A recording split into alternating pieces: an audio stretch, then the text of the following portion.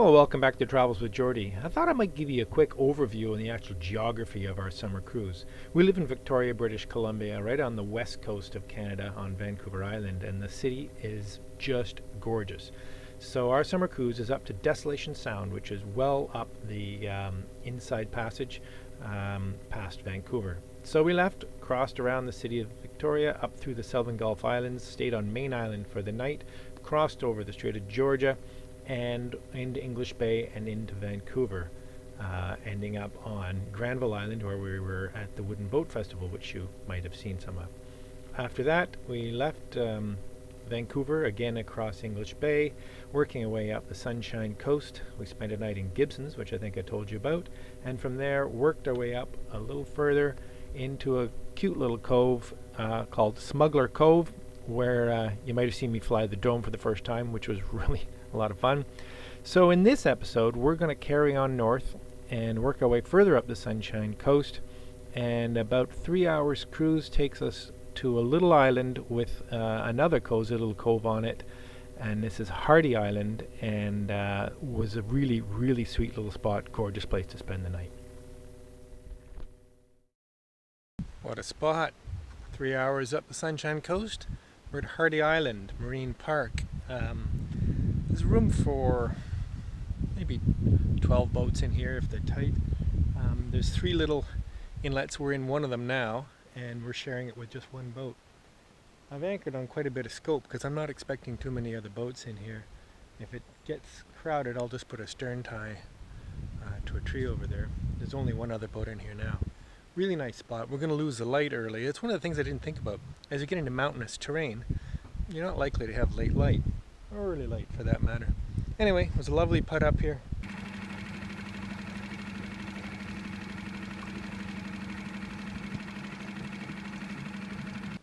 Good morning. Had a lovely night in Hardy Island, or at Hardy Island. As I said last night, there's about 3 little inlets here, room for a couple boats in each. We shared this little inlet with 2 boats last night, and they're gone already this morning. Just had a chance to tidy up and get us geared up and ready to go. There's actually a little bit of a beach here, which is about the only place that you can land here if you need, say, to take a dog ashore. There is a dock at the end of this inlet, but it's private. What I'm concerned about this morning is whether or not the windlass is going to work. We've been having trouble with it, as I mentioned to you before, and I'm just going to give it a test. Oh, that makes me happy. Good, so we can haul the anchor. Because the other day I had to haul anchor by hand. That wasn't fun. Alright, so we're off to Lang Bay, which is the site of the Powell River Music Festival, again the Sunshine Music Festival. And we're going to see if we can actually stay there, although it doesn't look very protected, but the weather looks very accommodating, so we'll go over there. If not, if it doesn't look good, we can go around the corner to a place called Thunder Bay, which will be just fine. It does mean a 1-hour cruise commute every morning to the festival, or catch a ride on the road. But anyway, we'll keep you up to date. Cheers. All right, well, we're at the Sunshine Music Festival, and we're anchored right in Lang Bay. It's not a lot of protection. There's a little breakwater, as you can see out here, to the northwest and to the west, which is will be good for us if we get the northwesterly wind we're expecting overnight. But so far, there's only one other boat here, a little trawler over down there. But I don't know how many boats to expect, but this is the way to come to this festival, no doubt about it. We're just listening to the sound checks. We'll go over for this evening's show. In the meantime, have a beverage and enjoy. Cheers!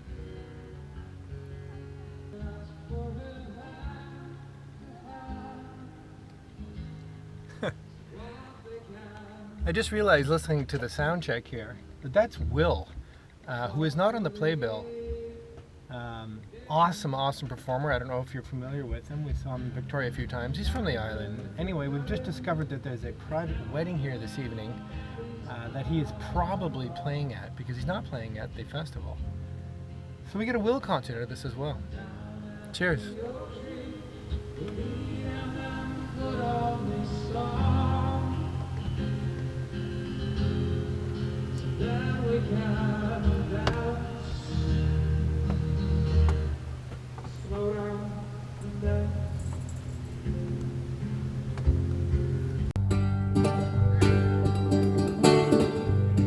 I'm waiting for a plane.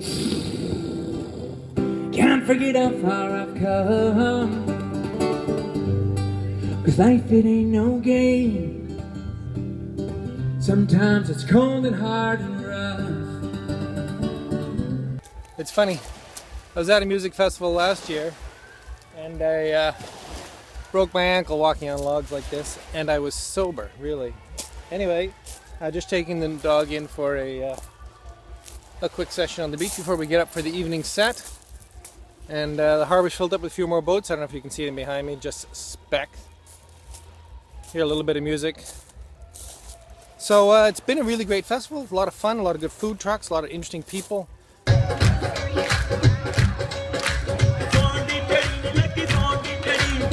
Okay, Sunday at the Sunshine Music Festival just south of Powell River on the Sunshine Coast of British Columbia. Amazing, amazing weather, unbelievable, hot, really, really hot. You can see Strait of Georgia out behind me.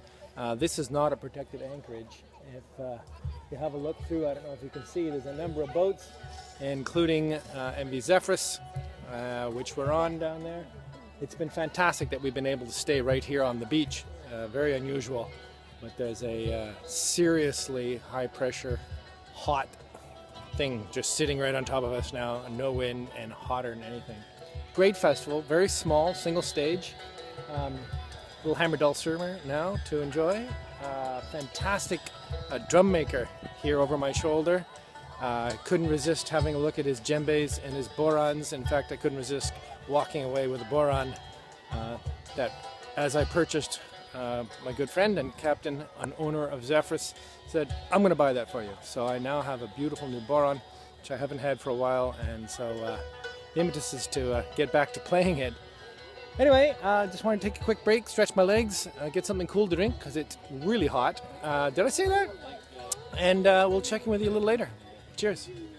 It's been a crazy, really amazing weekend. I have to say, a big part of this weekend was this weather and this beach. It's almost abandoned now, but there was hundreds, and I mean hundreds of people swimming and hanging out on this beach all day. We had a crowd aboard the boat. Really good people all around. This little sailboat you can see right here is a tiny little wooden, square-rigged schooner, loose-footed schooner. Met the couple, really interesting people. They are traveling 6 weeks in it, sleeping under a tarp. They're going to do all around the southern Gulf Islands. Basically, they go all over in the thing. And it's gaff rigged. It's not gaff rigged, it's square rigged, which means in sailing terms it pretty much only goes downwind or off the wind. I think they said 70 degrees, which is not very close to the wind. You can't really choose where you go where the wind blows. Anyway, awesome couple, they're having a great time. We're just getting the dogs to do their thing. Hey Geordie, how you doing there, mate? Yeah. And bring them back to the boat so that we can go ashore for the final set of concerts tonight.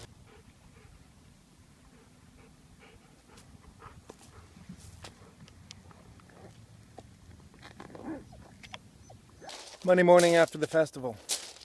I always find these mornings strange after a festival. There was a really good party on the beach last night, quite a crowd, some good music too. And it reminds me back, for many, many years I lived in Lunenburg, Nova Scotia and went every year to the Lunenburg Folk Harbour Festival, which I believe is one of the premier festivals in this country. And Monday morning always had this strange, not exactly a letdown, but just very peaceful, very serene. Everything is quiet again. And at that festival I would be camping with my old Airstream and just sort of a calm, quiet, put things away, get back to the real world. So we're going to get moving. I like to suggest that it's early, but you can see by the sun that it is really not all that early. And we're steaming up to Powell River, only an hour and a bit today. And as I mentioned before, in Powell River we'll get some repairs and some provisioning done there a couple of days. Talk to you later. Let's go, pup. Yeah, puppy boy. At the government wharf here in Powell River, and I just wanted to show you Arrow, A-R-R-O, beautiful woody from 1922, I believe. It's a Fantail. Very, very pretty. Anyway, she just came in overnight. We didn't even see her come in. And American boat, Some lovely steamer chairs on the foredeck. Wooden boats, it's a good life. Alright, so we're off to Lund this morning. Cheers. We're at the dock instead of on a mooring or on anchor because last night we were on anchor and had a little issue with the windlass. In fact, it wouldn't work this morning when I needed to pull the anchor, and I had to pull up a 40-pound anchor and 120 feet of chain by hand. I'm not doing that again if I don't have to. In fact, we have, I think the list is 8 significant repairs to be made before we can really carry on too much further. I'll go into the others in a bit. But the windlass itself is really a beauty. It's a cast bronze McMurray, made in Seattle. I've done a little research. Apparently the electric motor in it is actually the starter motor out of a Ford 8N tractor, something I'm actually quite familiar with. I had a couple of them back in Nova Scotia. It's working again now. I suspect maybe the brushes are dry, it just needs to run a bit. I might take this electrical tape off here and see if I can have a look at the commutator, see what kind of shape it's in. It seems to be relatively sealed up. There's gear in the gearbox, there's oil in the gearbox, which is a good sign. Lovely big gear shaft in there and a worm in the bottom. I did spin it while the cover was over and it happily spat oil in my face, so that means there's enough oil in there. There's probably also 20 high current connections between the motor itself and the battery, all of which are probably suspect. So I'm going to go through them all and see if I can make sure this thing is bulletproof, because as I said, I'm not pulling the anchor by hand anymore if I don't have to. Cheers. Okay, so the commutator looks pretty good, and the brushes, the springs are all still in good shape on the brushes. What I'm going to do is I'm going to take a little silicone grease and a little swizzle, a little pokey stick down in there and try and get silicone grease on all the brushes and on their springs. The only thing I'm really not happy about is down here. It's the contacts. The cable connections, the power connections, one here and one there, are both heavily corroded. If you're familiar with any old car starter or something similar, motor wound like this, tightening that nut can be disastrous because that one probably isn't tight enough and the whole thing turns and you can snap off the wire inside, and that's what's happening in both these cases. I put another wrench on the upper nut, but I don't have one ground flat enough. Anyway, suffice to say, this isn't very happy under here. There's corrosion issues and they're not tight. I wish to gosh whenever they put this motor on, they put it on with the motor terminals at the top.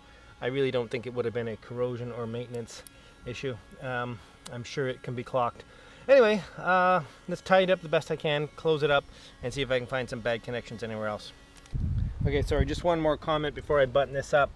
I ran the windlass as I can, put my hand on this cover for the rear bushing, and it gets hot in seconds, and I mean really hot. So that's not happy in there. I'm gonna have to get some lubricant in there. It's very dangerous to take these rear covers off because the brushes can go flying. If I can find just the right spray, silicone, or perhaps fluid film available here in Canada, which is lanolin, would be just the thing down in there. Anyway, enough tech for today. Time for a G&T.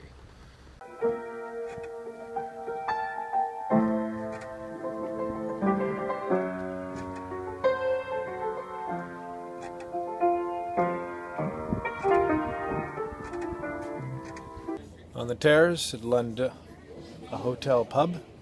Nice spot, nice view looking over the Lund Harbour. This is actually our second night here. Quite a bit of smoke coming up from Washington State, as you can see. We've decided to stay another day and do a little more maintenance on the boat rather than move on into Desolation, because basically the first leg in Desolation is apparently one of the most dramatic in terms of views of the mountains, and no mountains visible today. So no harm sitting here having a big plate of calamari and a nice pint, and we'll see what we can get done on the boat. Cheers! Awesome! Oh, holy shit!